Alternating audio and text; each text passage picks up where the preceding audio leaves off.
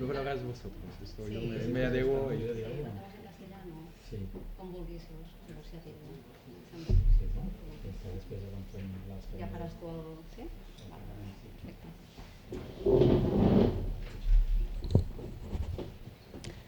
Tanquem les portes per al soroll? Sí.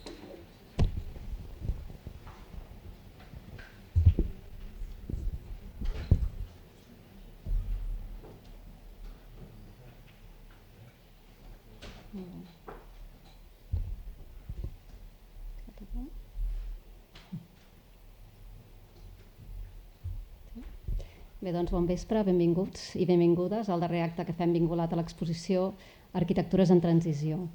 Hablaré en castellano porque así me pueden entender bien nuestros invitados. En esta séptima edición del ciclo Cities Connection Project, un proyecto comisariado por Xavi Bustos y Nicola Regusi, que en esta ocasión conecta la Barcelona metropolitana con las regiones europeas de Valonia, Bruselas, Luxemburgo y Grand Est, con una selección de 60 obras donde los temas centrales que se tratan son la rehabilitación respecto a la demolición, la utilización de sistemas constructivos sostenibles y respetuosos con el medio ambiente y así también la normalización de una arquitectura atenta a la economía circular. Hoy tenemos el placer de presentaros a dos estudios, por un lado Carbón Arquitectura y también Barrio Peraire Arquitectura y Paisaje, un estudio de Bruselas y un estudio de Barcelona. Tenemos aquí a Urbert Lionel. Él es arquitecto y urbanista y combina su práctica profesional con la docencia en la Facultad de Arquitectura, la Cambra Horta. También trabaja en el estudio Carbón, Arquitectura y Urbanismo, una cooperativa con sede en Bruselas que lleva en activo desde el 2008. ¿Sí? Carbón tiene 20 arquitectos y urbanistas trabajando con un enfoque común y una fuerte complementariedad y desarrollan proyectos de múltiples escalas, desde mobiliario a arquitectura, a planificación urbana y también regional. Muchísimas gracias por haber aceptado la invitación. Tenemos también a Berta Barrio. Ella es fundadora, junto con Josep Peraire, del estudio barceloní, Barrio Peraire Arquitectura y Paisaje, desde el 2010. Ellos trabajan en la transformación urbana, la regeneración del territorio y el equipamiento público y la motivación principal es la mejora de la calidad de vida de las personas a través de la mejora de los espacios domésticos y urbanos desde una perspectiva de género y una conciencia medioambiental. Barrio Peraire también han sido reconocidos con diversos premios y nominaciones en arquitectura y paisaje y entre sus trabajos destacan el Parque Sóller, el Ateneo de la Bóbila, Plaza San Martí de Avià, el Plan Estratégico de Revitalización de la Vega de Teruel o el Plan Estratégico de Ordenación de los Accesos del Parque Güell en Barcelona. Nada más, muchísimas gracias a los dos por haber aceptado venir y explicarnos un poco estos proyectos que forman parte de esta exposición, que se cierra en pocos días, pero que hoy tenemos el placer de poderla ver junto con vosotros. Muchísimas gracias.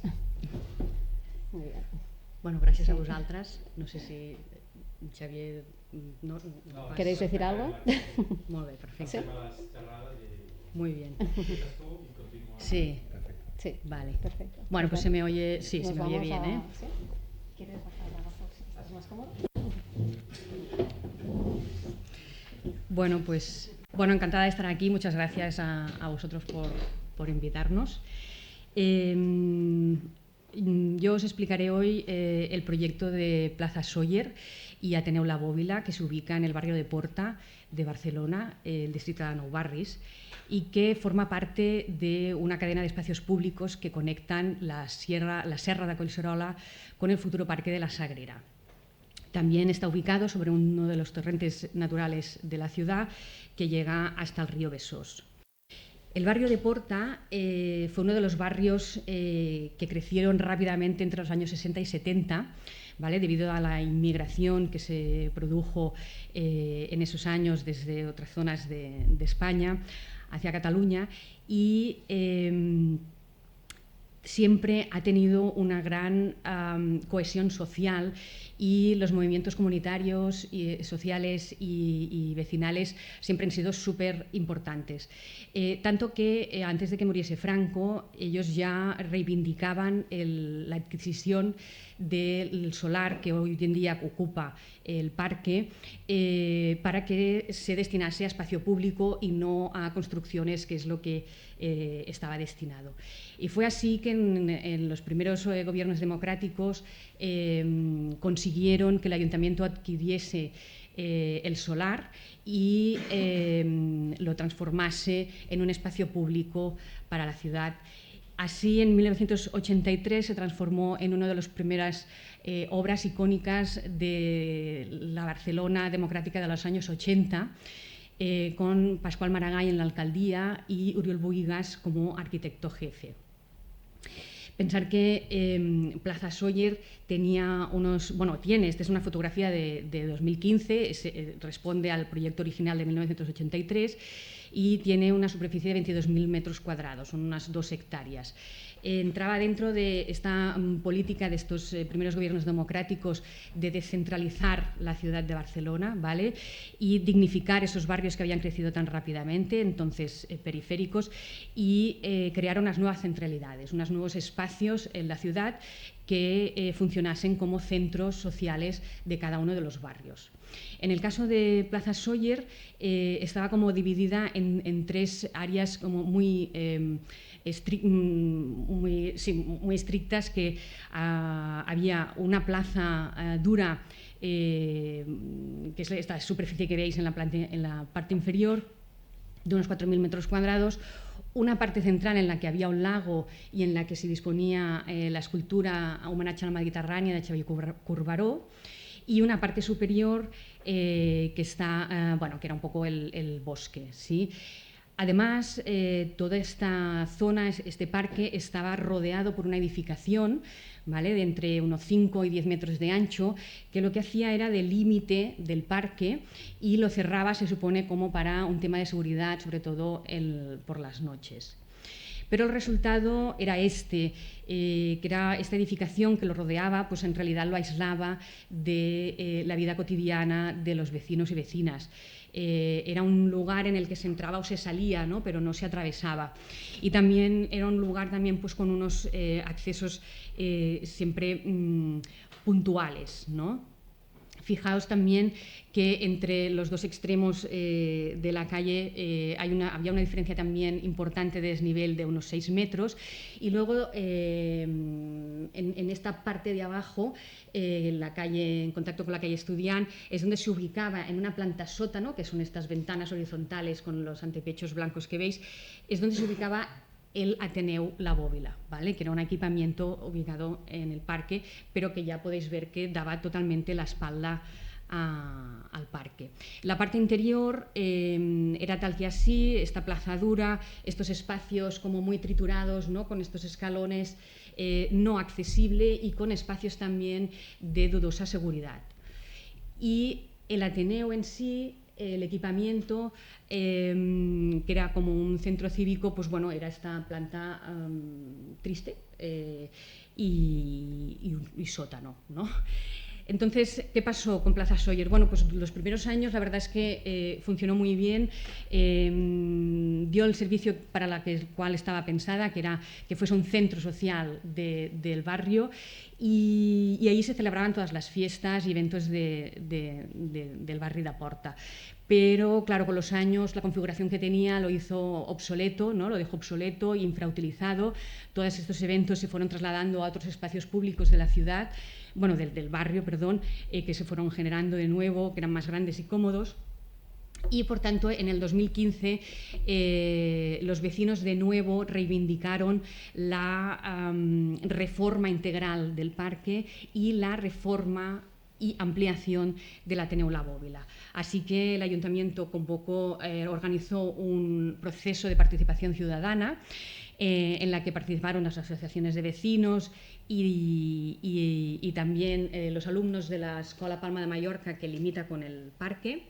Y de ahí surgió un programa que es con el que el ayuntamiento convocó el concurso y del cual surgimos ganadores. En realidad, bueno, había una reflexión, ¿no?, también que si en los años 80 el objetivo principal era el de adquirir solar privado, ¿no?, para transformarlo en espacio público en la ciudad, pues hoy en día a este objetivo se le suma otro, que es el de mejorar la calidad de estos espacios públicos existentes, con el objetivo final de mejorar la calidad de vida de los habitantes, de vecinas y vecinos de las ciudades, ¿no?, de las personas que vivimos en núcleos urbanos. Y este objetivo, ¿no?, es el que nosotros a la hora de trabajar dividimos como en 6 estrategias de trabajo. La primera es la de mejorar la movilidad, ¿vale? Es decir, incorporar el parque en la vida cotidiana de las vecinas y vecinos. Que el parque no sea un espacio en el que se entra o se sale, sino que se atraviese de camino a la escuela, de camino al mercado, de camino al transporte público.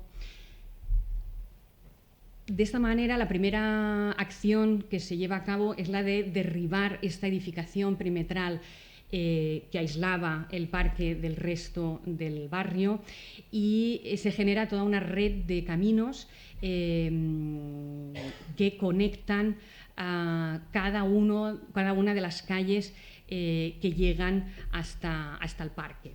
No solo nos hemos de fijar con los caminos y estos recorridos, sino que también hay toda una serie de placetas, nodos de actividad, que luego os explicaré mejor, que también son estos espacios, ¿no?, que están rodeados de vegetación, pero que siempre son espacios que se pueden atravesar, ¿vale? Y por tanto forman parte también de esta red de recorridos. Cabe decir que el parque tenía, bueno, claro, ya 300 unidades, ¿no? Teníamos 300 unidades de árboles existentes que tenían unos 40 años, ¿vale? Con lo que para nosotros esto era un patrimonio vegetal que requería ser conservado al 100%, y eso conllevó también un trabajo de topografía importante, ¿vale? Y de ahí también la sinuosidad también de estos caminos que van como salvando los árboles que teníamos existentes.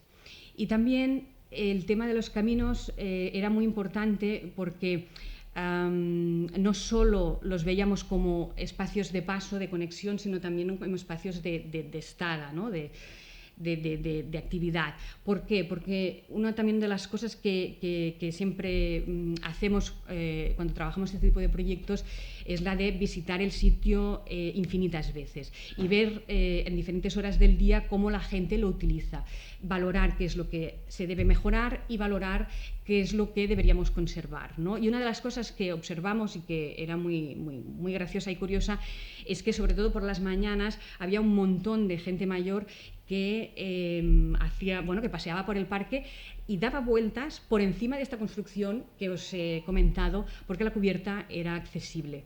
Y daban vueltas y vueltas y luego se encontraban en la parte superior del parque, donde ahí comentaban, se encontraban cada día, ¿no? Entonces, estos espacios, estos recorridos, pensábamos que era importante que continuasen encontrándolos en la nueva configuración.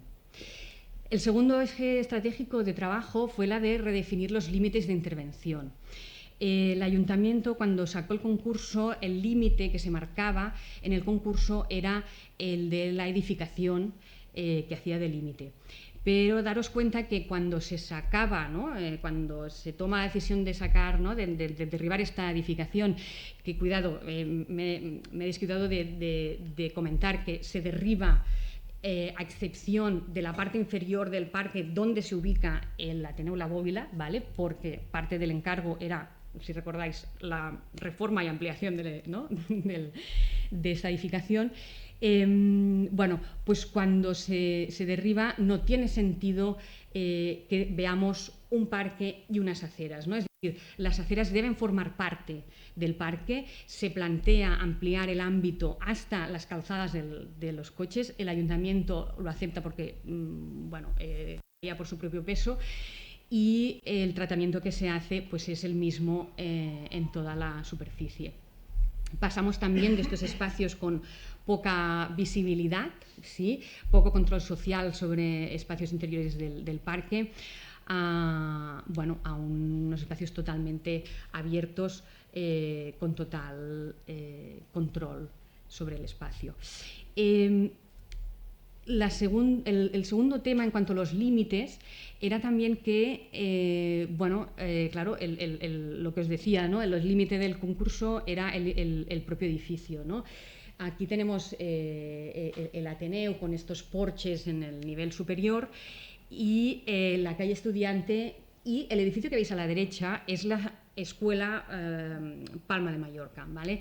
¿Qué pasaba aquí? Bueno, pues también les hicimos la propuesta de que con esta filosofía, ¿no? De que no hay que mirar el espacio público como un único elemento, sino que forma parte, lo que os comentaba, ¿no? De una cadena de espacios públicos que van conectando los unos con los otros, pues como refuerzo, ¿no? De este trabajo les propusimos de transformar este espacio en una, en principio, en parte del parque, y cortar la circulación de vehículos en esta mitad de la calle, que si continuásemos caminando un poco más adelante, a la derecha, pues por allí continúa el Paseo Ciutat de Mallorca, que baja hasta el parque de Can Dragó.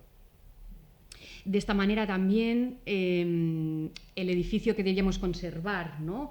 Del Ateneu, y que queríamos huir de este carácter que tenía de límite, de borde, con esta actuación también pasaba a ser un pabellón dentro del parque.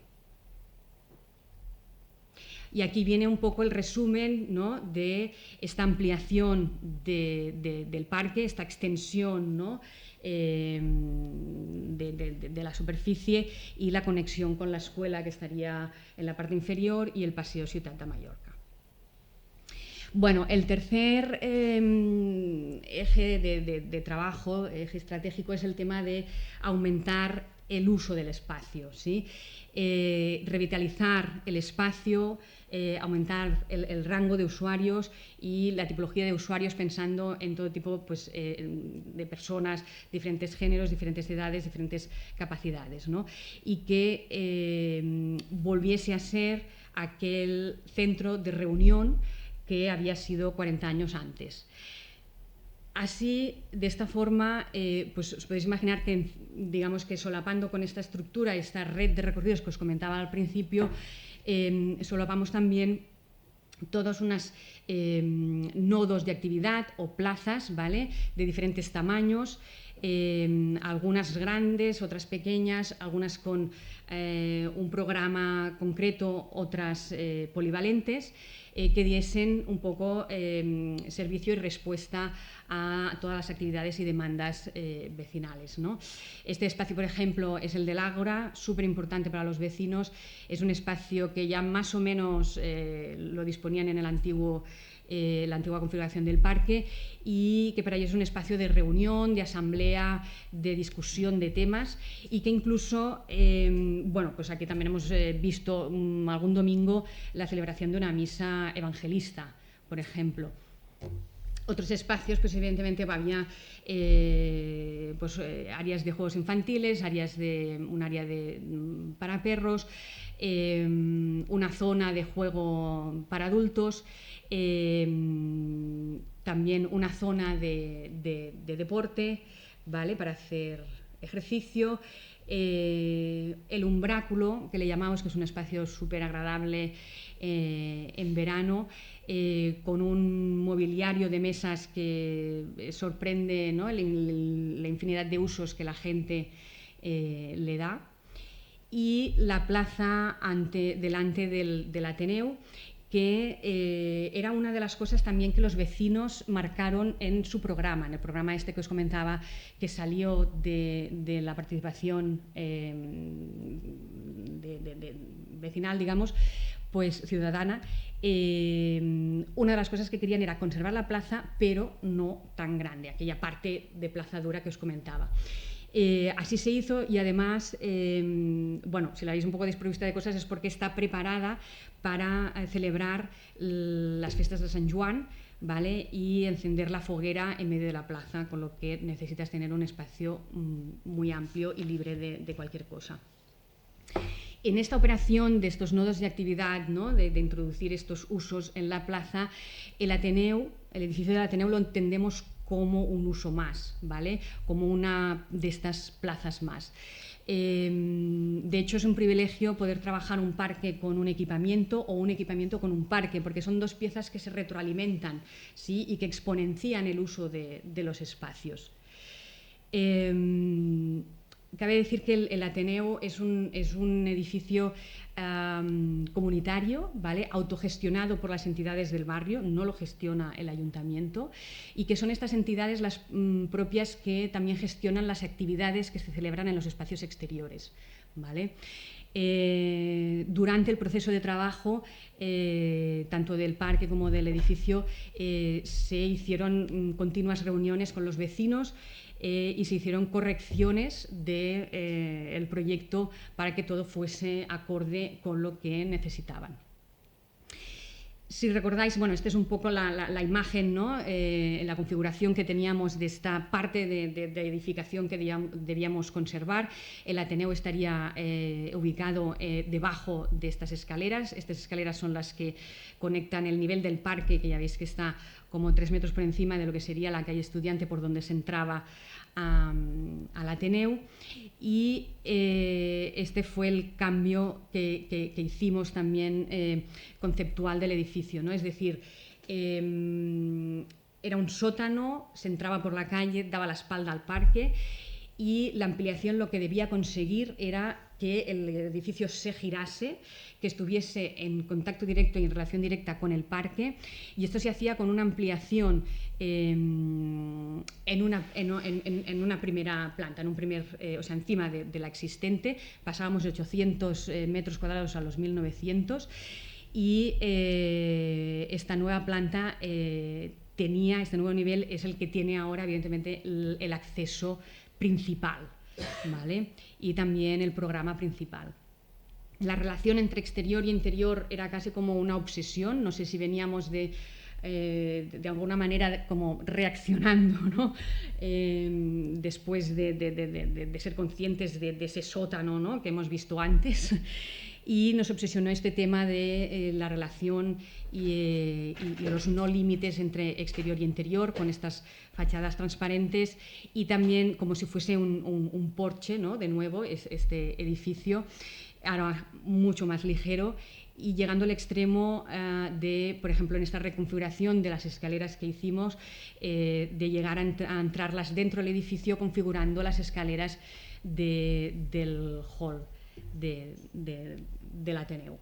Volumétricamente, en una planta primera, el edificio queda dividido como en 2 partes. Tiene una unidad en la parte izquierda que es de soporte directo de las actividades exteriores, con una sala de actos y un bar, ¿vale? Puede estar abierta a los fines de semana sin necesidad de que el resto del Ateneu esté abierto. Y el programa del Ateneu, pues paradoxalmente también tengo que decir que no estaba marcado en el concurso, un poco, bueno, se dejaba abierto a lo que nos pareciese lógico que debía haber. Luego, evidentemente, se trabajó profundamente con los vecinos, y lo que contiene son aulas de diferentes tamaños, otra sala de actos y unos books de música. De nuevo, estos espacios de relación entre, de relación entre interior y exterior, los espacios de acceso hasta las aulas, ¿no? Pues son de distribución, ¿no? Pues son los que están en contacto directo con el parque. También pensando en este tema de que el control social que se produce sobre el espacio público muchas veces también nos lo da la propia actividad que hay en los edificios que limitan con ese espacio público, ¿vale?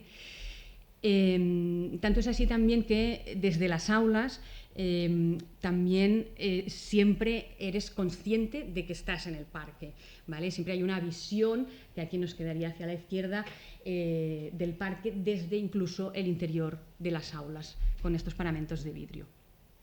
Y bueno, también comentar el uso de la madera, ¿no?, en esta edificación por varios temas, ¿no? El primero y evidente es el tema, ¿no?, de la baja huella de carbono que tiene. También esta búsqueda de un espacio como casi doméstico, ¿no?, que casi te arropa y te acoge, ¿no?, que te la da la madera, esta sensación. Y evidentemente necesitábamos también una estructura, un sistema constructivo ligero que nos permitiese construir un edificio existente con graves problemas estructurales y sin aumentar las cargas previas que teníamos, y sustituyéndolo por aquella estructura porchada que veíais antes de hormigón. Este sería un poco el proceso constructivo, ¿no?, como de Mecano de esta primera planta, en la que también teníamos que tener en cuenta que tenía un factor forma muy desfavorable. Había mucha superficie de fachada por poco volumen de edificio y, por tanto, también la tecnificación de las fachadas del sistema de madera nos permitía tener una alta eficiencia con un grueso relativamente escaso, ¿no? Es característico también del edificio el tema de estas lamas en fachada, que aparte, ¿no?, más allá de que, bueno, también te enseña un poco de qué está hecho esta ampliación, pues tienen un primer papel lógico de control, bueno, de protección solar. Daros cuenta que las dos fachadas más largas, que tienen 90 metros de largo, o sea, es un edificio de 90 por 10, o sea, es un churro, son fachadas sudeste y noroeste, por tanto son las orientaciones más desfavorables, donde tenemos el sol muy bajo y donde estas lamas verticales nos reducen la radiación solar sobre las fachadas en un 30%. Además, la de la derecha es la fachada que da al parque, ¿no?, ya se puede deducir, y también el hecho de poder trabajar conjuntamente el proyecto con el parque, pues te permite hacer cosas como esta, ¿no?, el hecho de trabajar, de rodear el edificio con vegetación y poder hacer también estos paneles verticales de protección solar con vegetación, que es como una protección solar dinámica, porque son wisterias y en invierno pierden las hojas, ¿no? Súper importante también de las lamas era una cosa que, si os habéis ido fijando, las oberturas que teníamos, el lenguaje compositivo que teníamos de la estructura original del Ateneo, ¿no?, existente, eran unas ventanas como de sótano, ¿no?, muy horizontales, que iban de pilar a pilar, ¿no? Cuando la estructura de madera, ¿no?, que se ubica en la planta de ampliación, la propia lógica estructural nos lleva a unas oberturas verticales. Las lamas nos permitía unir estos dos lenguajes, porque ahí está, la composición de fachada, ahí está, pero las lamas nos permitía coser estas dos plantas, ¿no?, la superior y la inferior. Bueno, la cuarta estrategia de trabajo era la de potenciar la biodiversidad, ¿vale? Digamos que pertenece a una filosofía que es el tema de renaturalizar la ciudad, llenar de vida espacios públicos, porque la relación de las personas con la naturaleza está claro que nos produce un bienestar mental y físico. Así pues, una de las primeras acciones es lo que os explicaba antes, que fue la de conservar las 300 unidades de árboles existentes.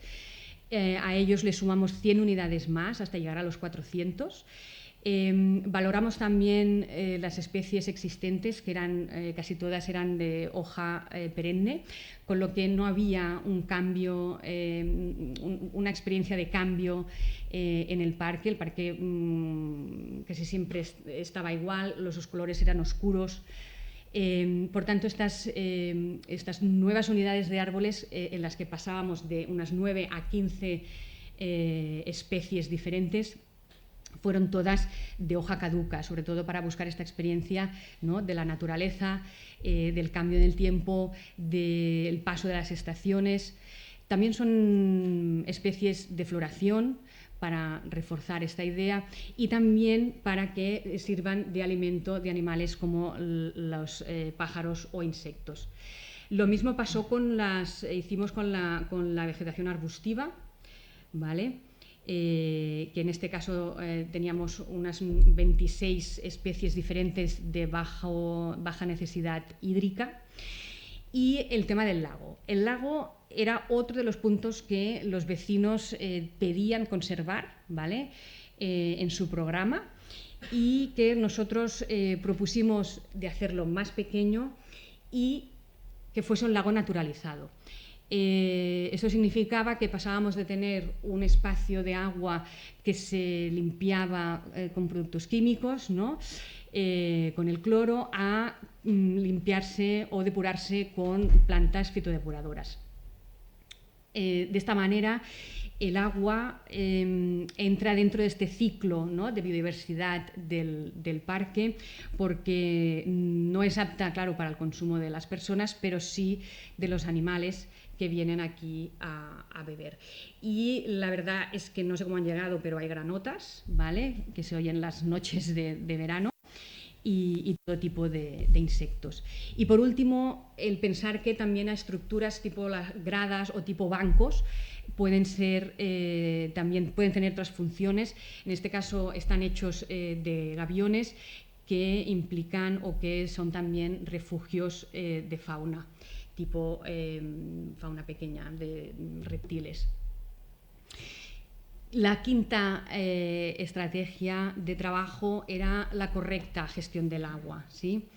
Primer tema, el lago, que ya os he explicado, ¿vale? Luego la plantación, ¿no?, de especies de baja necesidad hídrica, y luego el tema de la filtración del agua en el subsol, ¿vale? Para esto, porque una es por volver a alimentar esas correntías de agua, esas minas de agua que existen en el subsol, recordar que forma parte, ¿no?, de un torrente natural de la ciudad que llega hasta el Besós, y luego también porque esa agua es también la que alimentará toda la vegetación en el parque. Evidentemente, la primera operación de lógica, digamos, es limitar los pavimentos duros, digamos, a los espacios puramente indispensables, y luego todos estos parterres que habéis visto que iban rodeando las plazas y que miramos también de que fuesen el máximo de superficie posible, pues eran también espacios de recogida de agua. Todos los caminos tienen pendiente hacia estos parterres. Todo el perímetro del parterre está equipado, pues, con estas zanjas de grava que tienen como 1,5 metros por 1,5 metros, y en la parte inferior, ¿vale?, porque el parque tiene pendiente, en la parte inferior estas bolsas se hacen aún más grandes, de 2,5 por 2,5, ahí se acumula el agua y luego con el tiempo se va filtrando dentro del terreno. Bueno, son lo que ya sabéis y conocéis de sobras, ¿no?, que son los SUDS, ¿no?, los sistemas urbanos de drenaje sostenible. Y por último, el tema de la vivencia del espacio, que no deja de ser común a todo el resto de estrategias de trabajo, que era el tema ¿no?, de introducir un trozo de bosque dentro de un ámbito urbano y tener esta experiencia con la naturaleza al mismo tiempo que cada uno de nosotros pudiese encontrar en ese parque actividades, encontrar un poco su lugar, ¿no? O sea, como si fuese un poco la extensión del espacio doméstico, ¿no? Y pudieses jugar, celebrar aniversarios, hacer deporte, incluso clases al aire libre, o también era importante el tema de que sea un espacio, ¿no?, el espacio público sea un espacio capaz de generar recuerdos. la experiencia con el agua, súper importante, sobre todo en los niños, no solo llegando al extremo de meterse en el lago, ¿no? Sino simplemente con la disposición de fuentes, poder jugar con el agua, ¿no? Tirarse agua en verano. Y bueno, estas mujeres tan simpáticas que a mí siempre me han gustado mucho, con las que estuvimos hablando y con las que resulta que bueno, pues cada tarde vienen aquí a jugar al bridge y llegan incluso a traerse el tapete de cartas, ¿no? Me gusta acabar con esta imagen, que es un compendio de poemas que los vecinos y vecinas del barrio hicieron en motivo de la celebración de Sant Jordi del 2021, cuando hacía un poco tiempo que se había abierto el parque, y cómo ellos explican sus vivencias de este espacio, tanto del parque antiguo como de los poco tiempo, ¿no?, que llevaba el parque nuevo abierto. Y cómo ves que aquest lligam, ¿no?, este vínculo con el espacio público es el que hace que la gente lo identifique como un espacio propio y también se sienta parte de una comunidad, ¿vale? Y es lo que estos espacios capaces, ¿no?, de generar memoria son también los espacios que influyen y que mejoran la calidad de vida de los habitantes de la ciudad.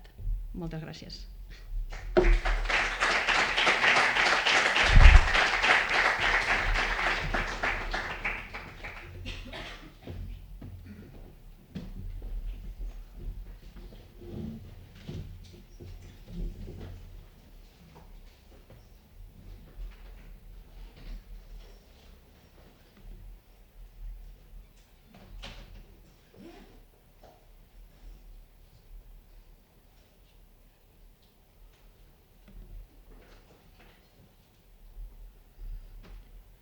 Para la presentación, yo soy de Mac, así que uno está perdido. Bueno, yo también, pero... Tú también, a ver, sí. y entonces aquí. Aquí, perfecto. Bueno, pues hay temas que va a relacionar mi charla con la anterior, pero yo, viniendo de Bruselas, a través de unos 3 proyectos del estudio, os voy también a hacer un viaje a Bruselas, destino que para vosotros es más exótico. Y entonces el estudio se llama Carbón, Arquitectura y Urbanismo, y es una cosa que ponemos en el nombre del estudio porque estamos muy metidos en esta relación entre arquitectura y urbanismo, que en el ámbito cultural francófono el urbanismo es una palabra que ha tenido un poco ahora tiene una recepción bastante negativa. Y nosotros creemos que sí que hay que seguir trabajando a escalas distintas y que es de labor de los arquitectos de meterse con estos distintos temas, de entender las relaciones que son complejas entre arquitectura, urbanismo y paisaje.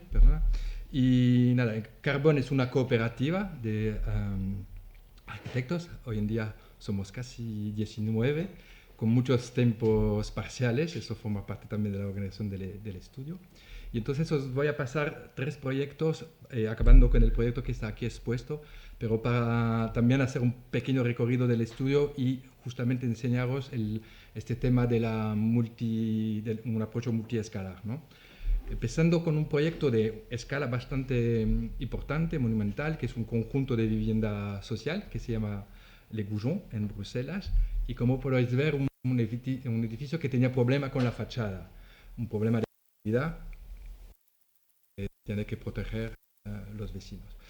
Y es el edificio que vemos aquí en el fondo, esta torre de este bloque de vivienda social, y también esta imagen es muy emblemática de Bruselas, de una ciudad bastante caótica en su programación urbanística, una ciudad en la cual la modernidad llegó con bastante potencia, pero también con bastante violencia, y entonces con intervenciones que no respetaron el tejido existente, y una ciudad que pasó de densidad a necesidad de para acoger migraciones del campo o migraciones también de gente viniendo fuera del país. Entonces, una relación con la modernidad es bastante tensa y lo peculiar que no es un bloque genérico de vivienda en el sentido que tiene, se puede ver esta forma como un poco plegada de ala.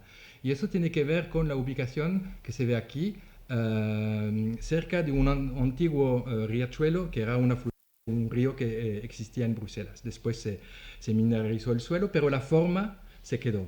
Y lo notamos aquí, aquí es el río Sena, que también pues estaba relacionado con la implantación de industrias que necesitaban el agua, pero después se negó esta presencia del agua, se construyó industrias y también bloques de viviendas para acoger la mano de obra, entonces primero habitantes más bien de la clase obrera, pero después una sustitución con gente proveniendo de la inmigración. Entonces era interesante esta forma de este edificio de bloque, pero pegado.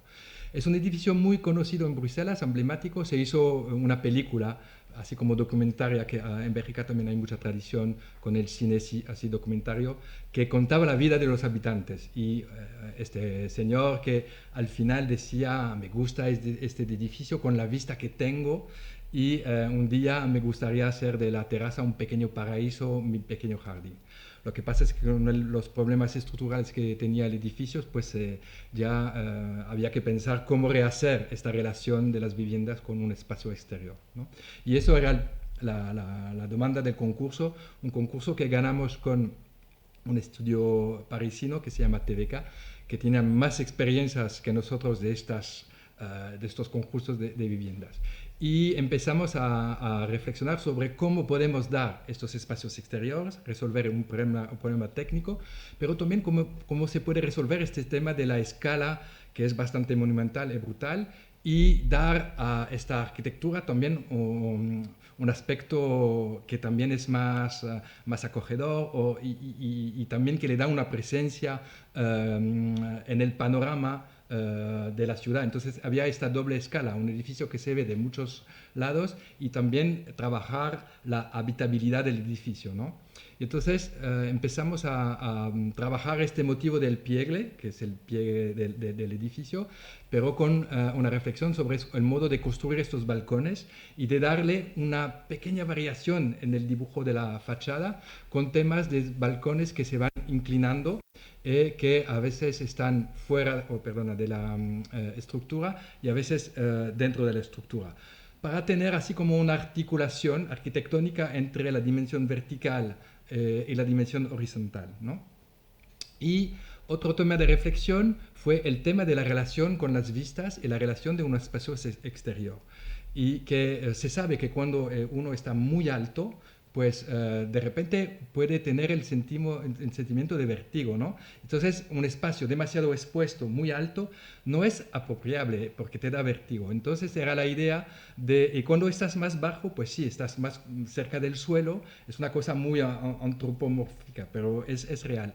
Y entonces, jugamos con este grado de altura del parapé para justamente aprovechar la cercanía del suelo y tener parapé más bajos que se ven abajo, y a menudo que se va alzando en el edificio, pues alzar el parapé para justamente evitar este sentimiento de vértigo y hacer un espacio exterior en el cual la gente se siente acogida. Y entonces esto fue el motivo del diseño de la fachada, que se pensó de un modo también de prefabricación, pero una prefabricación que no es la prefabricación modernista de la repetición de un motivo idéntico, ¿no? Era una prefabricación por nivel, y eso lo desarrollamos mucho cuando ya ganado el concurso pudimos hablar con las constructoras, porque ahí nos ayudaron mucho porque es un tema muy complejo.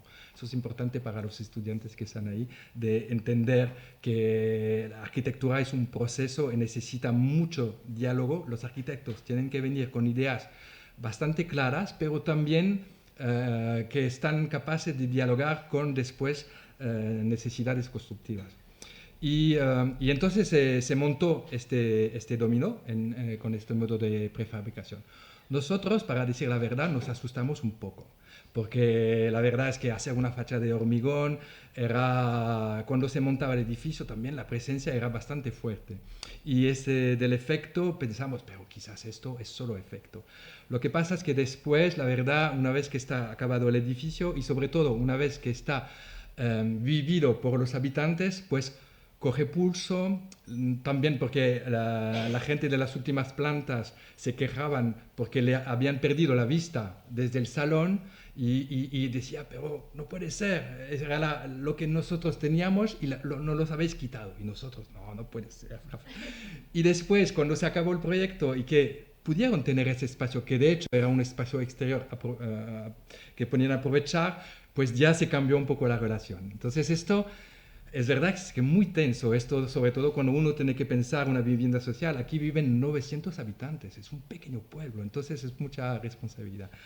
Lo que pasa es que al final pues sale bastante bien y este edificio tiene esta ambigüedad de tener su monumentalidad que no podemos negar porque es una pieza importante en el panorama de la ciudad, pero también tiene esta escala doméstica de las viviendas y los habitantes las van habitando poco a poco.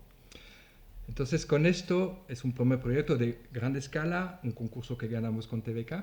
Ahora os voy a presentar un proyecto más bien de urbanismo que hicimos, también confrontándonos con la vivienda social, un barrio de Bruselas, en el norte de Bruselas, con edificios también de los años 60, pero que se llama Contrat Quartier Durable, un contrato de barrio duradero, y que es una herramienta que pensó la región para intervenir en barrios de vivienda social con escasez de servicios, escasez de espacios públicos y una densidad vivida bastante importante. Entonces es un programa que reflexiona sobre cómo podemos invertir en estos barrios para mejorar los espacios públicos, compensar la falta de equipamientos. Y nosotros nos apuntamos a este programa, ganamos el concurso, nos interesaba mucho.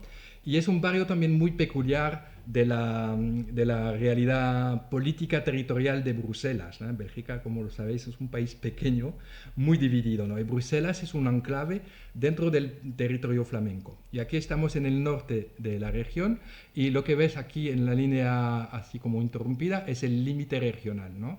Y el barrio que nos interesa es este. Y se ve aquí en la exonometría, es este barrio de bloques de viviendas. Y lo peculiar es que por tema político, cuando se formó la región de Bruselas, pues la región flamenca decidió, quizás antes, pero la región flamenca tenía miedo de como una expansión de Bruselas en sus terrenos. Entonces decidieron tener unos terrenos que no se podían construir, que era como un colchón para limitar la expansión de la ciudad en el campo. Entonces esto, existiendo después, como se ve ya en la foto, no se mantuvo del todo, algunos barrios se construyeron, pero en este caso tenemos esta relación muy próxima de un barrio de vivienda social que está cercano de campo, de un paisaje agrícola, ¿no? Y entonces este paisaje político ahora tiene un valor también ecosistémico, ¿no? Porque ahí hay esta relación.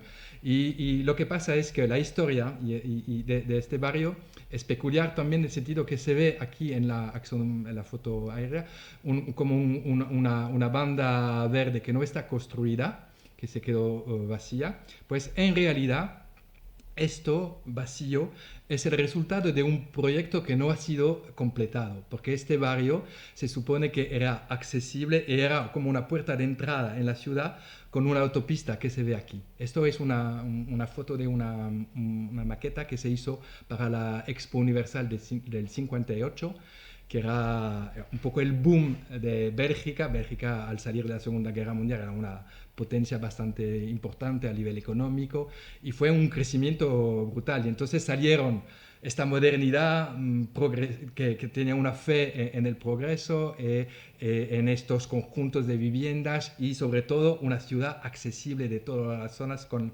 los coches. No se hizo esta autopista, se hizo los bloques, pero se construyeron las viviendas y se construyeron en un ámbito que era bastante rural. Y entonces estas viviendas sociales tenían que vivir con unos barrios que les odiaban, porque la gente que había decidido vivir ahí vivía en el campo. Entonces, para enseñaros la dificultad también de integrar algunos proyectos cuando caen así, de un modo muy, como decir, voluntarista, pero también violento, ¿no? Y después se pensó también que como no se hacía la autopista, pues que se podían ubicar en este corredor de verde algunos equipamientos. Pero después el dinero para los equipamientos no llegaron. Entonces nos encontramos con un proyecto inacabado, la modernidad inacabada, ¿no?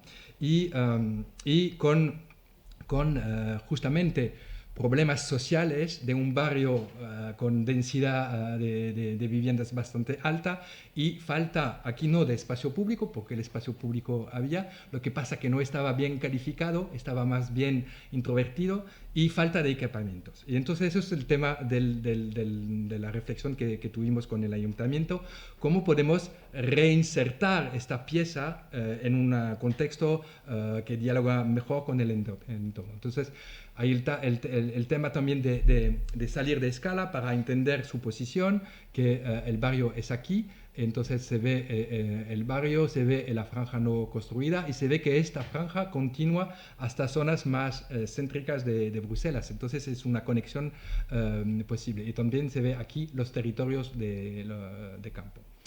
Y también es una dimensión muy importante de estos proyectos de contratos de barrios, es una dinámica de participación, que a nosotros nos interesa, pero también de un modo muy articulado en el sentido que es muy importante entender la vida de la gente, sus necesidades, como reciente su ámbito construido.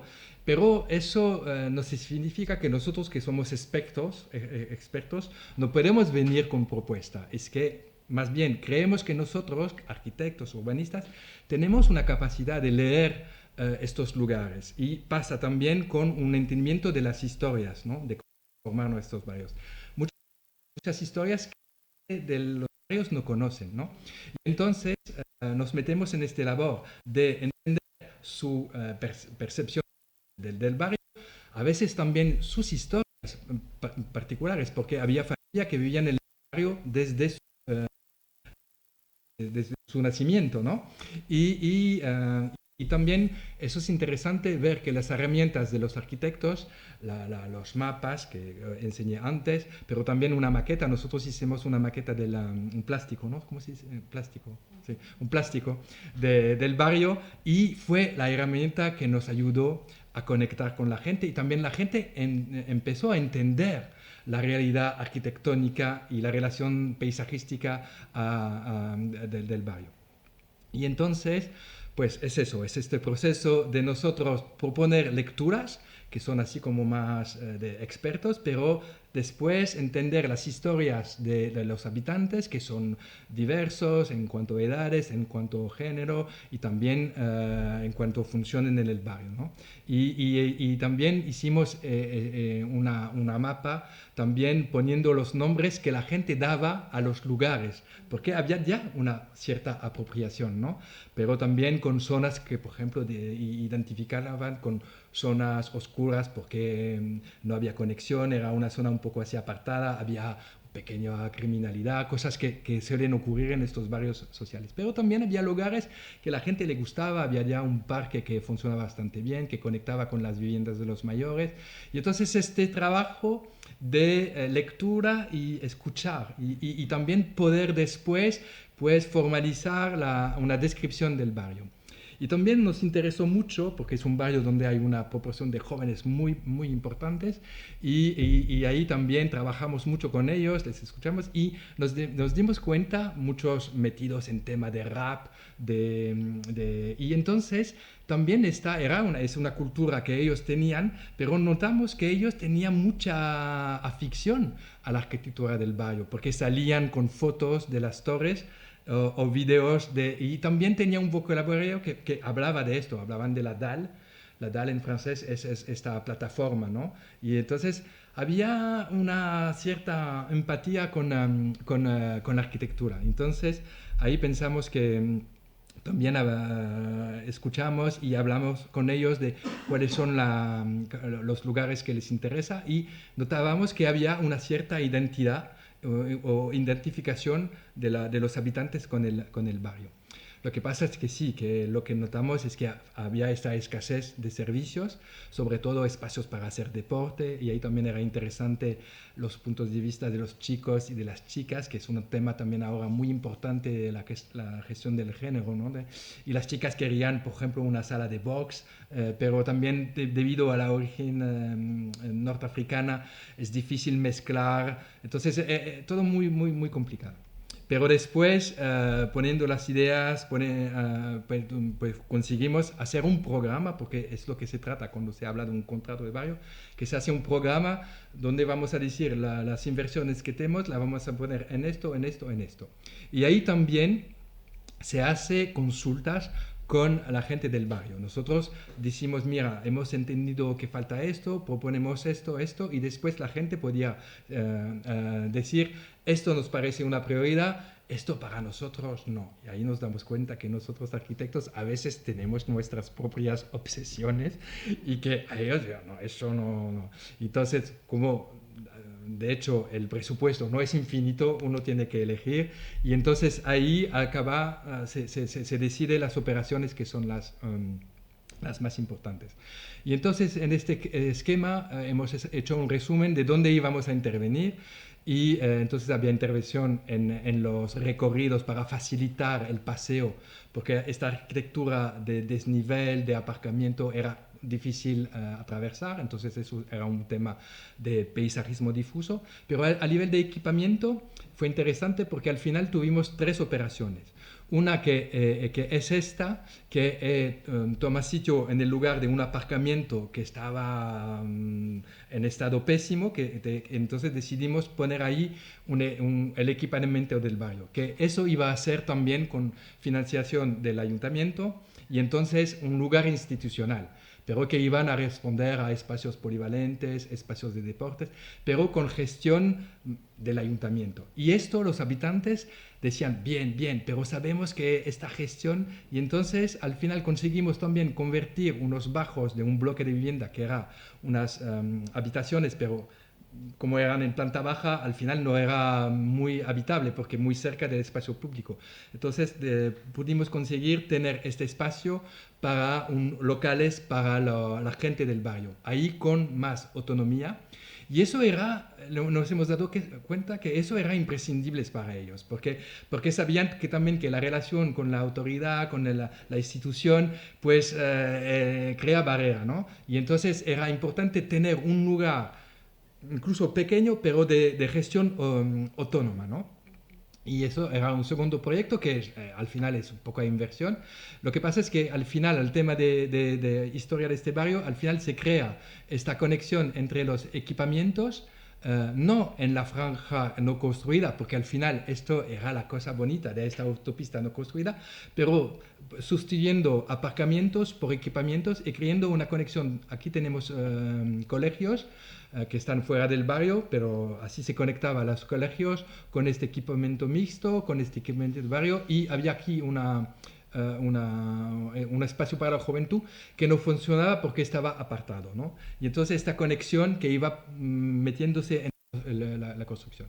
Y después otra operación importante fue un solar que era de propiedad pública, en el cual el CPAS, el Centro de Ayuda Social, pues quería construir unas viviendas que mezclaba gente mayor, porque no había suficiente oferta, y también familia mononuclear, que es un tema que ahora surge mucho sobre todo que les toca a las mujeres que se quedan solas con los niños y que tienen dificultad de encontrar alojamiento. Entonces se mezclaba ahí estos dos públicos en este solar y ahora os cuento lo que se propuso. Y entonces, esto es muy esquemático, ¿eh? Y entonces, eso es la propuesta de este centro polivalente que se va metiendo entre la arquitectura existente, un esquema de también cómo se puede jugar con la topografía. Pero es muy esquemático, después sale a concurso y después hay una selección de concursos que después entran. Nosotros también no participamos en estos concursos porque decimos ya hemos hecho mucho labor, hay que dejar gente con más apertura, pero seguimos porque a veces decimos quizás es demasiado denso, quizás no va, pero bueno, suelen funcionar porque después también se puede arreglar. Entonces esa era una operación. Y la otra operación que a nosotros nos gustaba mucho y creíamos que vamos a tener también un impacto interesante era este solar que era, y esto, esto de un cierto modo, esto era como la fachada hacia el barrio, ¿no? La fachada principal, ¿no? Cómo se puede conectar con los vecinos, ¿no? Y esta operación era más bien la fachada como trasera que da al jardín, que es este espacio agrícola existente, y entonces pusimos un pequeño equipamiento aquí en la planta baja que era accesible a la gente del barrio con unas huertas, porque había un deseo de tener un espacio donde poder cultivar, donde en la arquitectura existente con los aparcamientos era complicado, y aquí sí se podía cultivar en pie de tierra y tener este equipamiento que está en contacto con las huertas del barrio y está abierto a este paisaje agrícola, así como, entonces un lugar a la articulación de estas dos escalas. Bueno, acabar rápidamente con el proyecto que está aquí en la exposición, SIN, donde nosotros, por ejemplo, entramos en la concepción en el momento de un concurso, porque esto es un programa que se ha decidido en un contrato de barrio, ¿no?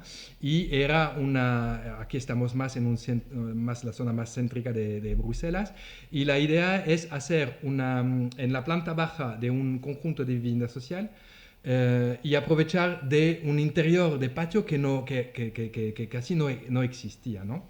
Y entonces esto es el conjunto de vivienda social, que es un edificio muy bonito de los años 30, arriba son vivienda social, y la planta baja pues funcionaba a un momento dado la ente que gestionaba había puesto sus oficinas, y después centralizaron las oficinas en otro edificio, y había entonces la posibilidad de rehacer unas viviendas sociales, y propusieron de hacer una habitat groupé, una vivienda colectiva, pero de gente mayor, pero que vivían en autonomía, ¿no? Y que compartían cocina, así como una colocación de estudiantes. Y es la primera en Bruselas, ¿no? Y la idea era hacer esta propuesta de vivienda colectiva para 8 personas mayores, y tener esta relación con un pequeño equipamiento dentro de la manzana que se ve aquí dentro, que es un café, pero justamente un café, lo que se llama café Pousset, es un café para los padres con niños pequeños, ¿no?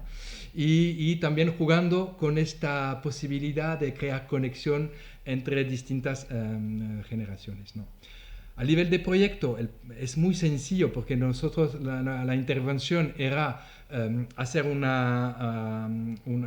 poner como un eje de los equipamientos, de los cuartos de baños y las cocinas, y intentar tocar lo mínimo la arquitectura existente, y eso lo hicimos también proponiendo, por ejemplo, de no separar la habitación del estar, porque también son pisos pequeños, era más bien el tema tener un pequeño estudio, ¿no?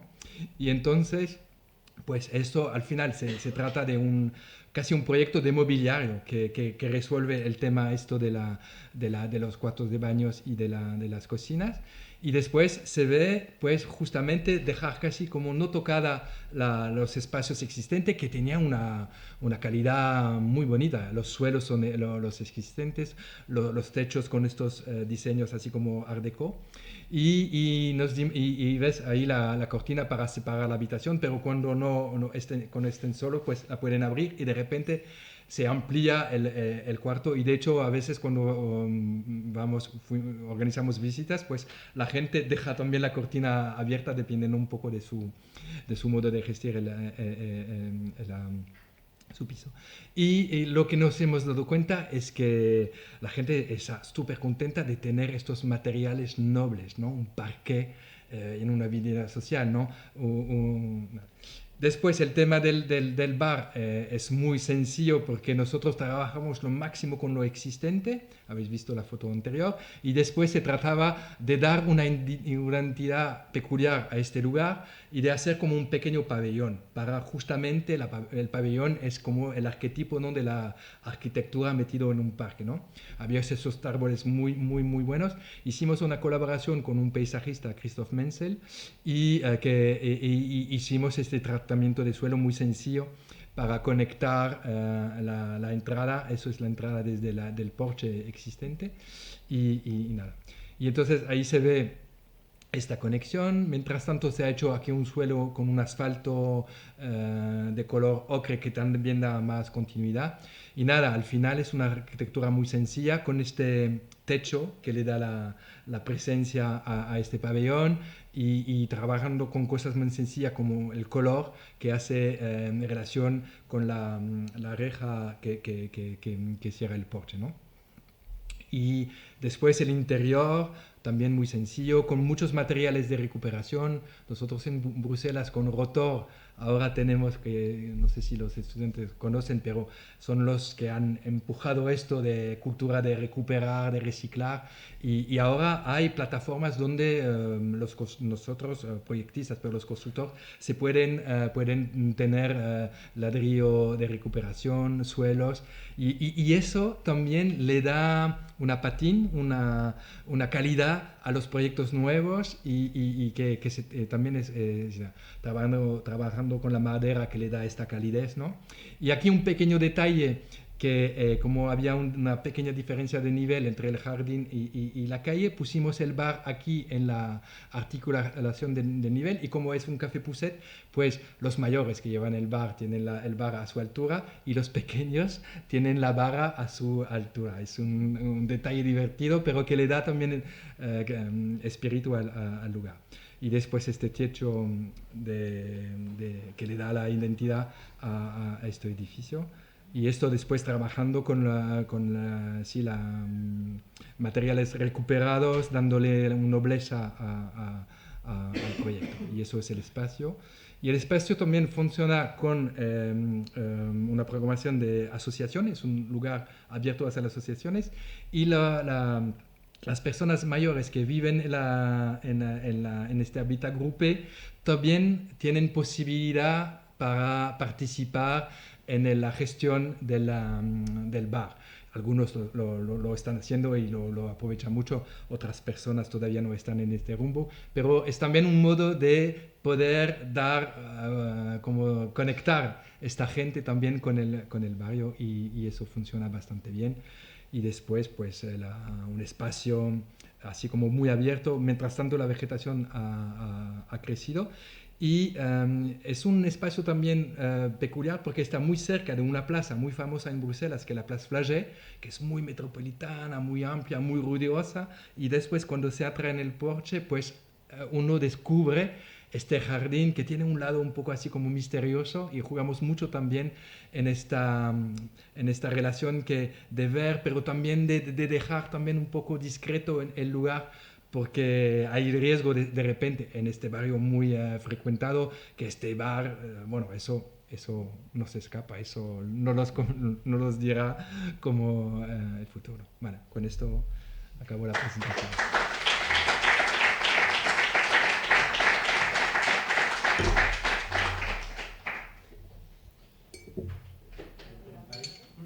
Sí, ya que estamos, me gustaría haceros una pregunta. Bueno, gracias a los dos, ¿no?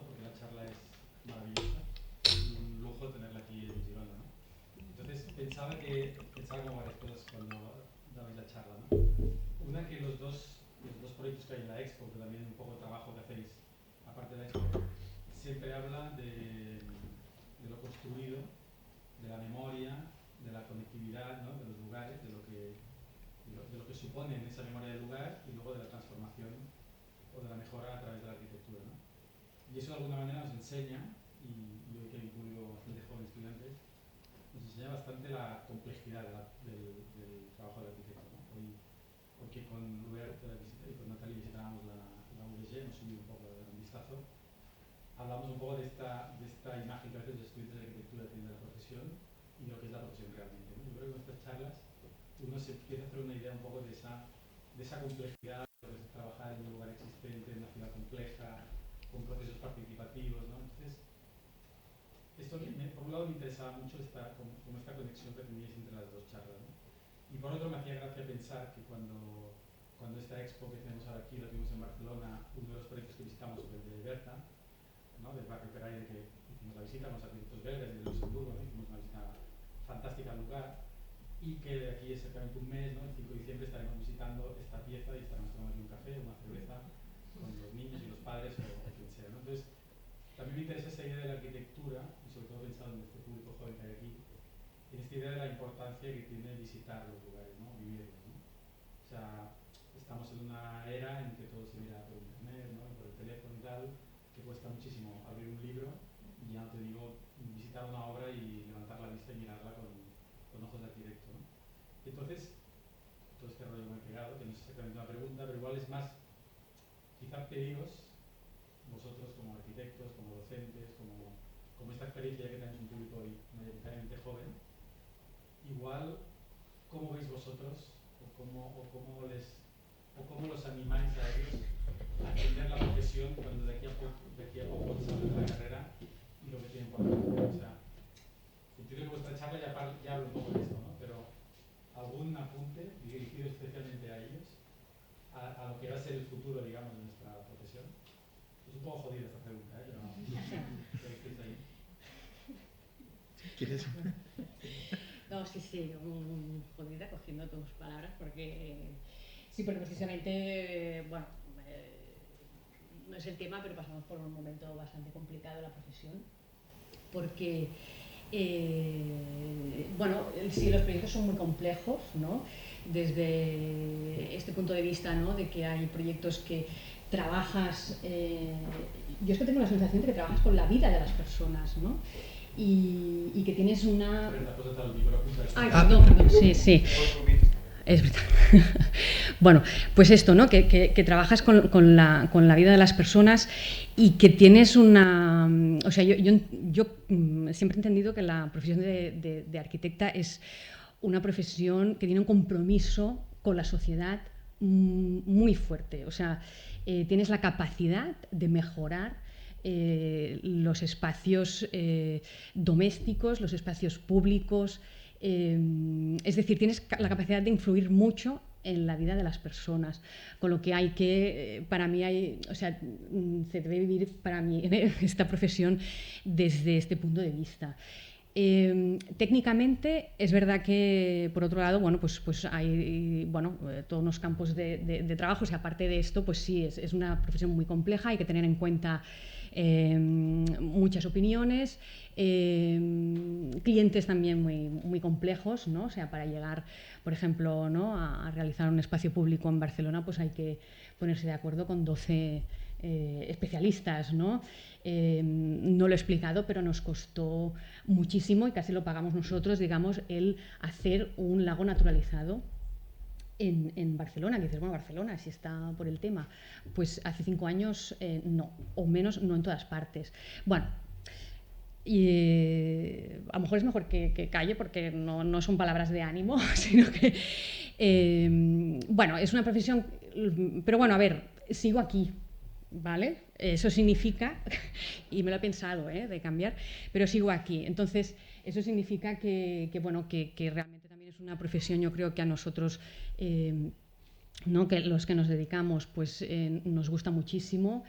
y que realmente es muy bonita. Y cuando, por ejemplo, vuelves a los sitios, ¿no? Y ves cómo la gente se ha apropiado de esos lugares, ¿no? Que tú has pensado antes, ¿no? Ostras, bueno, es magnífico y esas fotografías que es que a mí me gustan mucho más esas fotografías de la gente, ¿no? Utilizando el espacio que las típicas, ¿no? Que salen en las revistas, que también las tenemos, claro, pero ¿no? Las mujeres jugando al bridge, no sé, las misas evangelistas, las reuniones, ¿no? de los vecinos, las asambleas que hacen, los mercados de intercambio, no sé, o sea, eso sí que dices, ¡buah! Solo por esto vale la pena aguantar los 12 que aguantamos ahí de ayuntamiento, pero bueno, al final nos entendimos y, y tiramos para adelante. No, para completar también con el punto de vista de la realidad de Bélgica, y que os comentaba que hay todavía un entusiasmo de los jóvenes para hacer estudios de arquitectura. Nosotros estamos de hecho con una universidad que se está masificando, un poco como Italia lo ha conocido desde hace años. Y entonces lo que hay que trabajar es que a nivel de formación es una formación técnica y también tiene esta dimensión artística que no sabemos exactamente lo que quiere decir, pero porque sí que hay que tener imaginación, tenemos que imaginar. Entonces, y lo que pasa es que nosotros lo que nos pasó en Bélgica es que todavía hay todavía esta figura del arquitecto creador que se impone, ¿no? Y a veces también hay la frustración de si uno no puede ser en este papel de creación, es como un arquitecto frustrado. Y ahí creo que para nuestra disciplina hay que imaginar distintas figuras del arquitecto. Y uno hace un labor de arquitecto muy valioso cuando está en una administración y está capaz también de programar esta intervención, de entender un espacio, porque nosotros en Bélgica nos ha tocado muchas veces, sobre todo en tema de urbanismo, que al final el urbanismo estaba en manos de los sociólogos, de los geógrafos, y que también tiene su sabiduría, pero por proyectos concretos urbanos había una falta de lectura, de comprensión del espacio, de la relación que la gente puede tener. Y eso sí que es específica de la arquitectura, de la formación de arquitecto.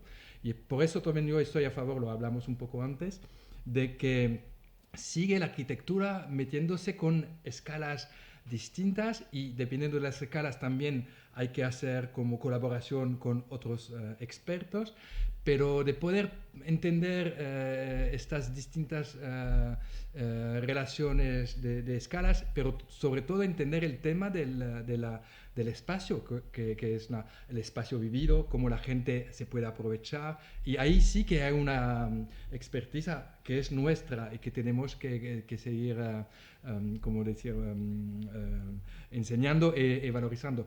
Pero también viene bien que arquitectos se metan en distintos niveles de decisiones, no solo en el momento, que es verdad que es la figura más emblemática, y es verdad que a nosotros nos da mucha satisfacción cuando hacemos un concurso, lo ganamos, no solo porque estamos convencidos de lo que vamos a hacer, pero es una satisfacción personal.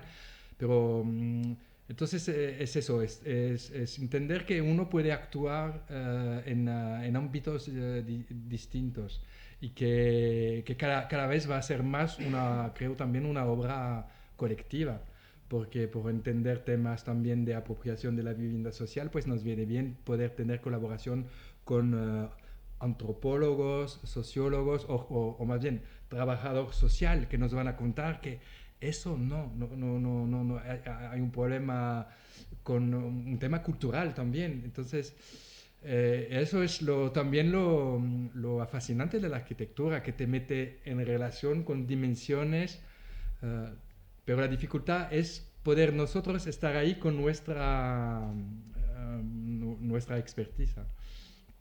Y en Bélgica, por ejemplo, yo soy miramos mucho a España y a Cataluña por los proyectos de espacios públicos y paseando por Gerona es una lección, pero un belga vuelve a su casa muy humilde porque nosotros que hemos hecho también espacios públicos nos hemos dado cuenta que las administraciones y los servicios técnicos han perdido cómo se hace una acera, cómo se hace una calle. Y entonces nosotros ahora nos tocan concursos para hacer una calle muy sencilla, porque se ha perdido este conocimiento. Y, por ejemplo, y eso es un tema cultural. Creo que en España, bueno, en ciudades como Girona y Barcelona, creo que también ahí hay servicios técnicos, asesoramientos técnicos. Eso no se ha perdido, ¿no? No, no, no. Y entonces eso también, valorar sí, la capacidad de esas gente que hace un labor diario de calidad, de saber hacer cosas sencillas que se tienen que mejorar porque los usos van cambiando, porque las exigencias, pero también consciente de una tradición. Y nosotros en Bélgica en cuanto al espacio público se ha perdido y tenemos que recuperar esto. Y entonces es viajar también para los alumnos. Nosotros les mandamos, vas a ver a Cataluña, vas a Barcelona, aquí vas a ver los espacios y también la arquitectura y después vuelves, tienes que hacer un labor de transposición porque no se va a construir lo mismo, pero personalmente la arquitectura lo que me atrae mucho es eso del viaje y de hacer las experiencias, de hacer las experiencias, de no solo quedarse con la imagen, porque la imagen es cada vez más potente. Pero hay que trabajar la imagen, nosotros tenemos que comunicar, entonces las imágenes son una construcción. Uno tiene que tener también una cultura visual muy potente y poder hacer imágenes que hablan, que la gente puede entender, que fascinan, que atraen, que motivan, ¿no? Pero también es eso de construir un punto de vista crítico a las imágenes y entender lo que hay detrás, cómo se ha construido este espacio, cómo está vivido este espacio. Eso sí, por eso yo creo que la arquitectura sigue siendo una formación que le da a los chavales un punto de vista muy crítico en esta sociedad muy globalizada y muy enfocada en lo virtual. La arquitectura te lleva a entender, a ser concreto, ¿no? Déjame añadir una cosa, que es el tema también de reivindicar, digamos, también el papel de la arquitecta y el arquitecto, que de hecho, ante otras profesiones también tenemos la capacidad de pensar por los demás y tenemos mucha capacidad empática, ¿no? Porque también una de las cosas que trabajamos, ¿no? Normalmente es la observación, ¿no? Lo que comentábamos también, hay que siempre aprender de lo que te explican, aprender de lo que ves, ¿no? Cuando te enfrentas a un proyecto, pues visitar el lugar diferentes días, diferentes horas del día, para ver todo, ¿no? La gente cómo lo utiliza, estar abierto a hablar con ellos, a veces incluso, ¿no? De determinados proyectos acabas haciendo también de psicólogo, pero bueno, es una capacidad, yo pienso, que tiene la profesión, pues que está bien reivindicarla y ponerla sobre la mesa, porque también tenemos esta capacidad, yo pienso también de cómo de unir ideas, unir necesidades, ¿no? Buscar soluciones, o como una visión bastante amplia de las cosas, ¿no? Y de ahí también, por ser positiva, yo pienso que también es una profesión pues muy, bueno, gratificante, ¿no?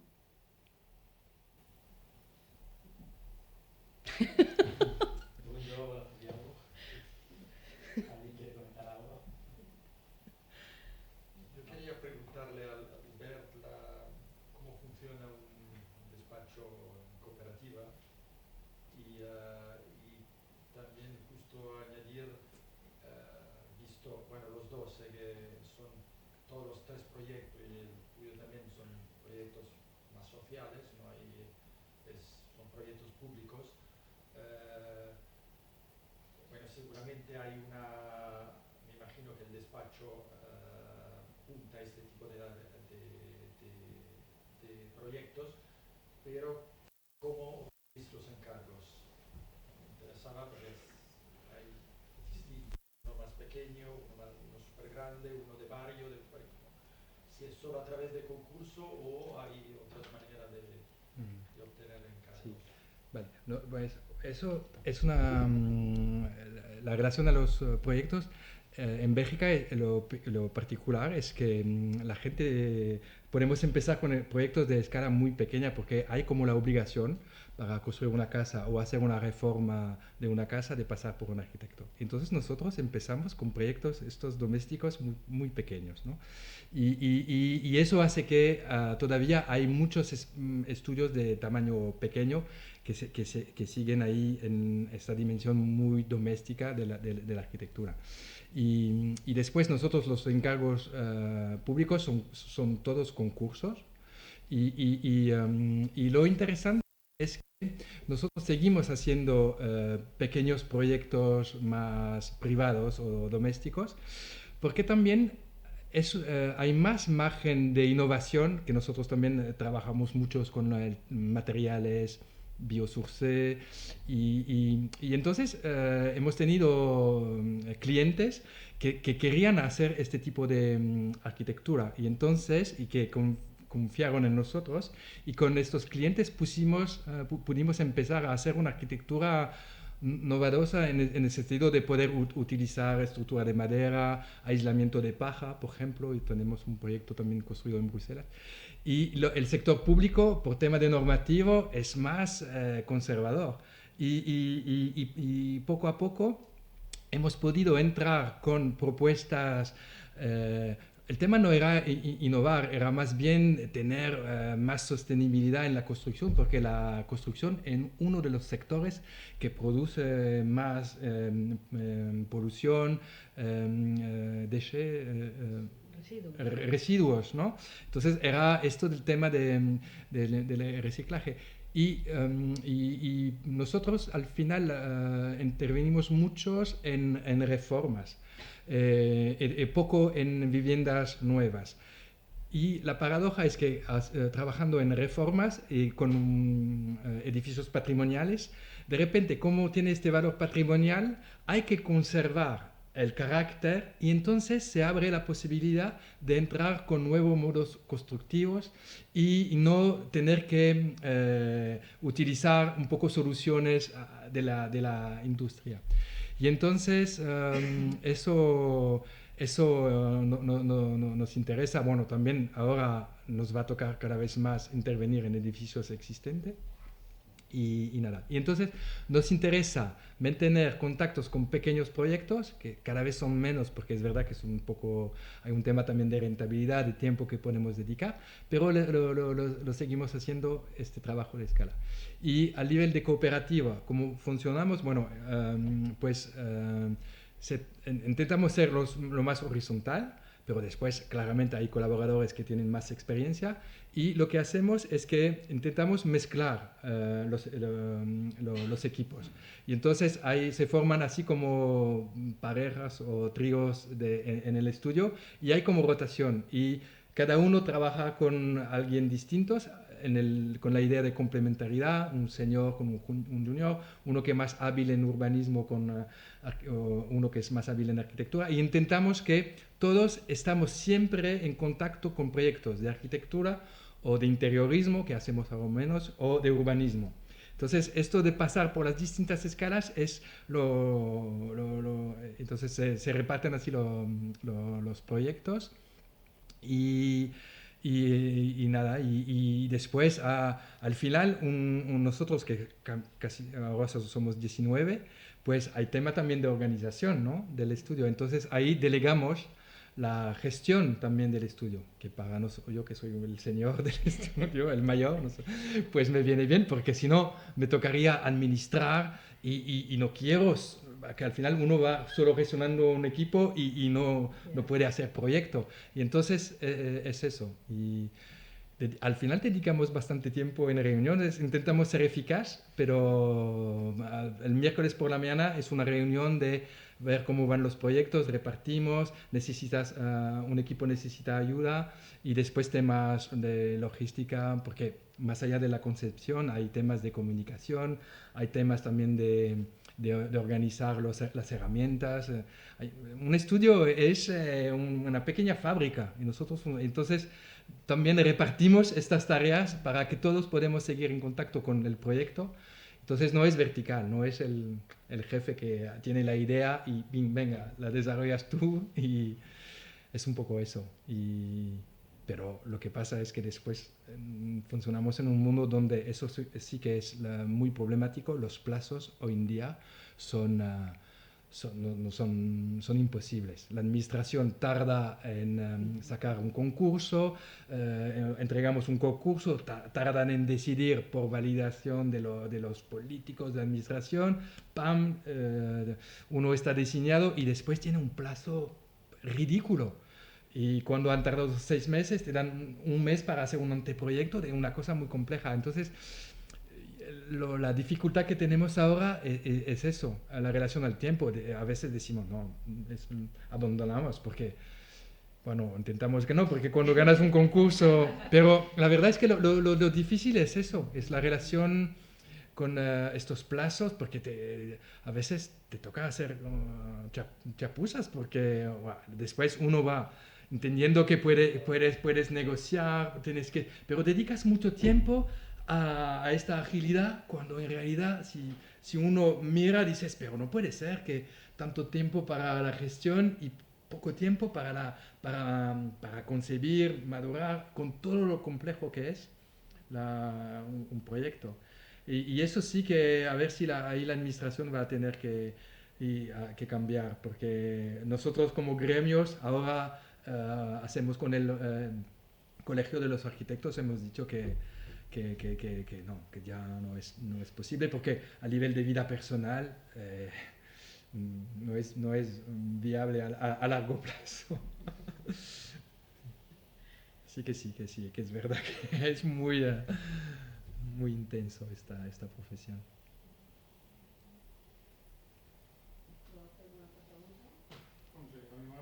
A mí me gustaría preguntar, que se ha hablado mucho del tema de los concursos públicos. Entonces entiendo, la primera afirmación, entiendo que las administraciones pues ponen sus expectativas y sus ideologías también, ¿no?, cuando te presentas al concurso público. Entonces, ¿hasta qué punto esto puede llegar a influir en un proyecto? Y la segunda pregunta es cómo manejas, digamos, tu idea con lo que se te impone o las ideologías o las expectativas que tiene la administración a la que presenta el concurso. Bueno, yo te diría que evidentemente que las ideologías están puestas siempre en las expectativas del concurso por parte del que lo convoca, ¿no? De hecho, te diré, no sé, un ejemplo o una reflexión, ¿no?, que es: piensa en la arquitectura que se hacía antes del 2008, antes de la crisis profunda, y la que se está haciendo ahora, ¿vale? Ahí hay un cambio ideológico, ¿vale? O sea, antes se buscaba el arquitecto estrella, el edificio estrella,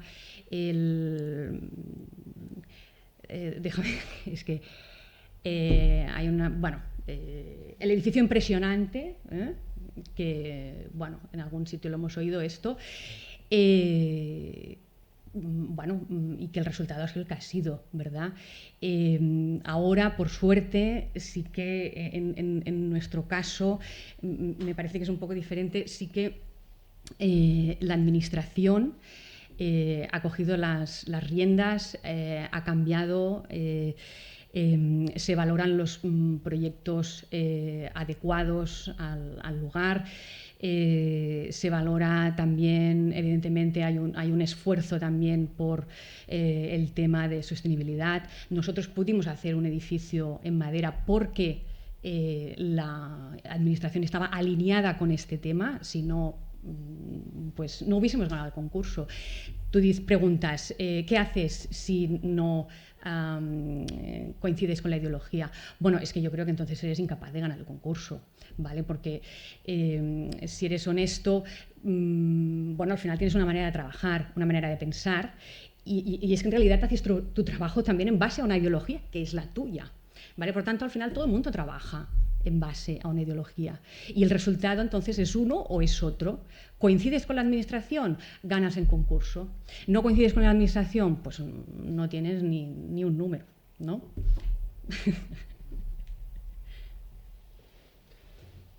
Sí, porque también puedes elegir en qué concursos participar.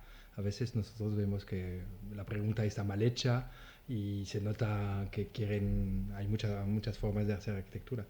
Pues, sino a nivel de organización de los concursos en Bruselas hay hay una figura que es interesante que se llama le maître architecte, el Baumeister, así como el jefe, que es una figura que existe ahora desde hace 10 años, creo, que no existía antes. Y tiene una pequeña administración y este equipo pues ayuda los ayuntamientos o las entes públicas a organizar un concurso, porque no es tan fácil organizar un concurso. Y entonces este equipo se mete a disposición y claramente pues ayuda justamente estos entes públicas a precisar la demanda y después organiza la gestión de hacerlo público y también organiza el juzgado, que mezcla gente de la administración, gente, por ejemplo, gente que, si es un centro cultural, pues gente que está claramente en el centro cultural, y también convocando expertos.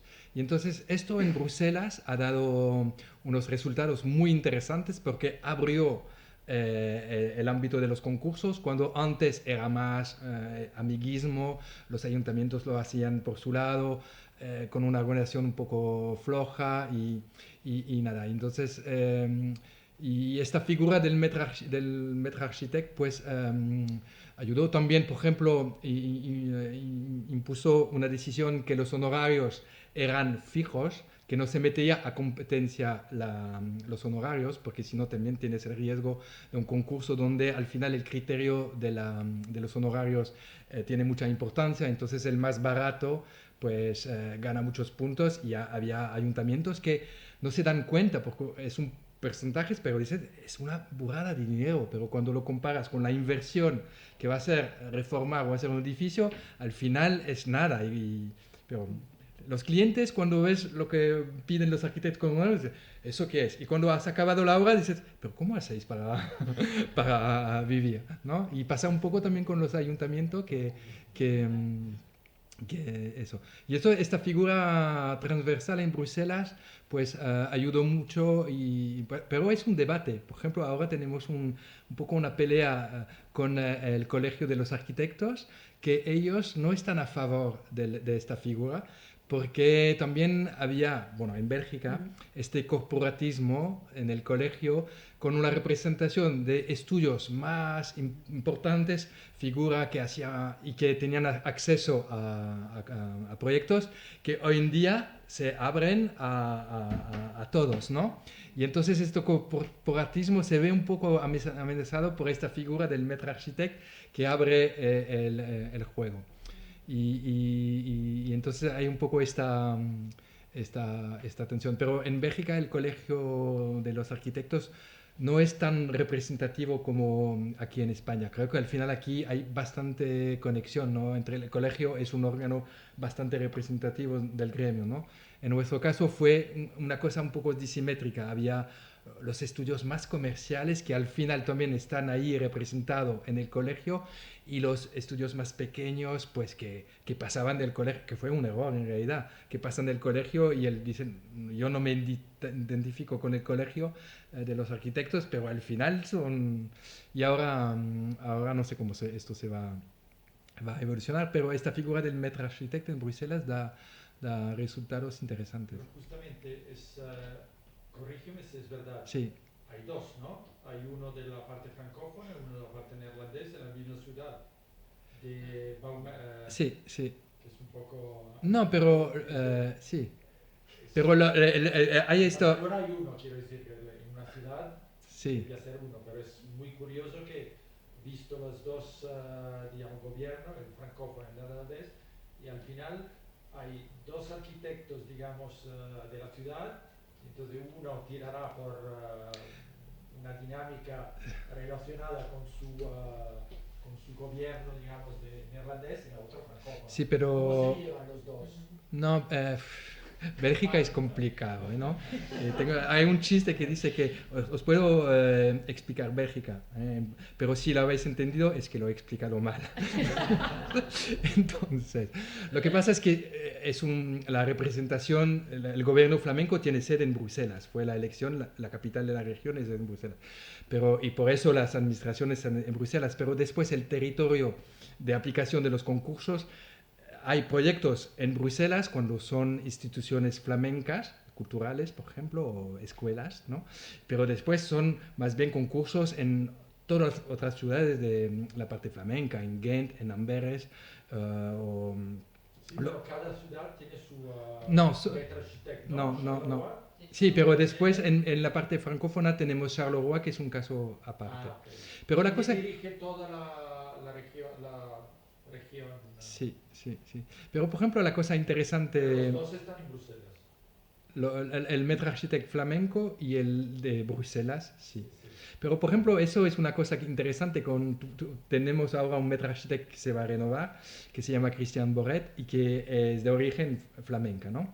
Y, por ejemplo, los estudios flamencos no participaban a concursos en Bruselas, que Bruselas, siendo una capital institucional, también yo os he enseñado un lado muy social, muy de barrio de Bruselas, pero Bruselas es capital de Europa, entonces puedes imaginar, también hay todos estos barrios de oficinas, fue un negocio bastante importante, ¿no? Y entonces ahí más bien entran los promotores, entran estudios de otros calibres, ¿no?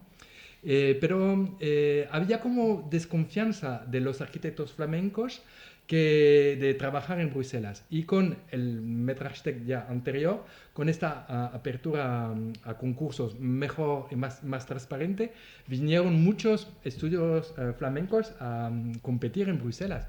Y entonces nosotros, que somos una estructura pequeña, nos toca jugar en Champions League, porque competimos con estudios muy buenos, porque lo tengo que reconocer, yo soy francófono y docente en la ULB, que tenemos buenos arquitectos, pero la arquitectura flamenca está en otro nivel, también por más, a lo mejor Nathalie, que representa la comunidad. No, pero lo que nos interesa no es decir que es... Pero hay una emulación, eso sí.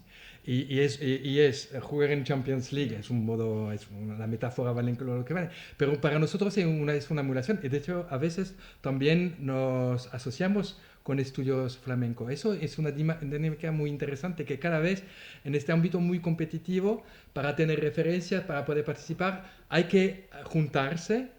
Y las afinidades no son con todos, ¿no? Pero eso es interesante de esta asociación de estudios cuando los proyectos lo permiten, porque también hay que tener un volumen de trabajo. Y entonces nosotros pues, hemos aprendido mucho de esto y yo creo que Bruselas es un momento... Hay que ir a... Bueno, de hecho yo he trabajado unos cuantos años en España y tenía compañeros en la Facultad de Madrid y cuando yo volví a Bruselas les decía, pero pasar a Bruselas, por favor. Y ellos iban a Holanda, porque era todavía la hora de gloria de Rem Koolhaas y la Dutch Connection. Y ahora, no, vienen a Bruselas. Vienen a Bruselas porque es verdad que hay unos cuantos proyectos de un nivel de ejecución, de concepción y una variedad, porque es difícil, bueno, también eso es un poco un cliché, Barcelona se ve como la escuela de Barcelona, después uno que entiende de arquitectura ve un proyecto y hay matices y hay más variedad pero nosotros no no hay escuela.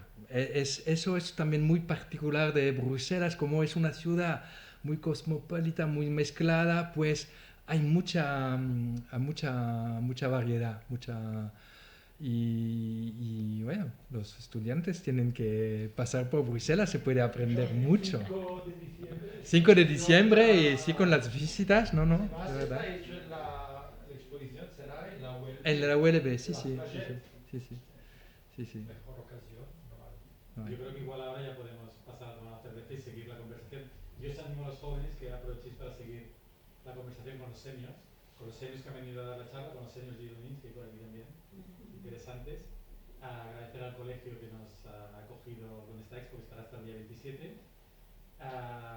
Hay por ahí 60 proyectos acojonantes. Quizá 5 o 6 no son tan acojonantes, pero estos sí. Y vale la pena porque es un contenido brutal, que ya está filtrado, que está construido, que es básicamente arquitectura pública y que vale la pena que vosotros lo veáis y aprendáis un poco de esto, y tenéis hasta el 27 para revisitar la expo. Yo creo que vale mucho la pena. Y nuevamente al COAC que confía en el proyecto, nos acoge, y nosotros siempre nos gusta como ir a esta expo de aquí, se va a Bruselas y paralelamente se va a Lugano, y después confluyen las dos a Luxemburgo en febrero. Entonces siempre cada expo es una oportunidad para viajar, para revisitar los lugares, y para nosotros un lujo, ¿no? que tenemos como ese trabajo curatorial previo de seleccionar los proyectos, pero que después cuando vosotros nos los explicáis, nos los hacéis visitar, la visión es otra, ¿no? O sea, es como volver a revisitarlo una y otra vez el proyecto, ¿no? Y eso es un lujo que lo compartimos con todos vosotros, y que creo que vale la pena aprovecharlo, ¿no? Igualmente, el lujo es también tener dos arquitectos de dos países distintos, Sí. que se ve un poco la variedad y la manera de trabajar distinto. Cuando hoy hay dos, pero a veces hacemos las conferencias y a veces 3 o 4 en Bilbao. Había el de Bilbao, había el belga, es como un chiste, ¿no?